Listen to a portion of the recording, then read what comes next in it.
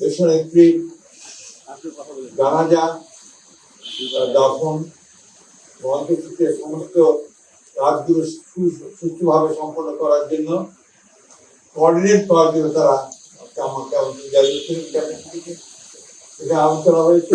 একটু পরেই আপনারা সেগুলো জানতে পারবেন, তাদের প্রেস সেক্রেটারি আপনাদেরকে জানাবে। আর আমাদের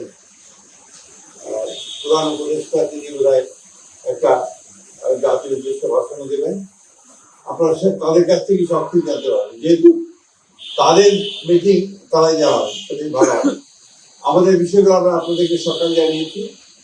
আর আমাদের 12:30টার সময় আমাদের স্ট্যান্ডিং কমিটির একটা মিটিং আছে বিএনপি, সেই মিটিংয়ে আমাদের সমস্ত সিদ্ধান্তগুলো চূড়ান্ত করে আমরা আপনাদেরকে আবার জানাবো, টাইমটাও জানতে থাকবো। সেক্ষেত্রে আপনাদের কাছে আমরা সর্বাত্মক সহযোগিতা চাইব।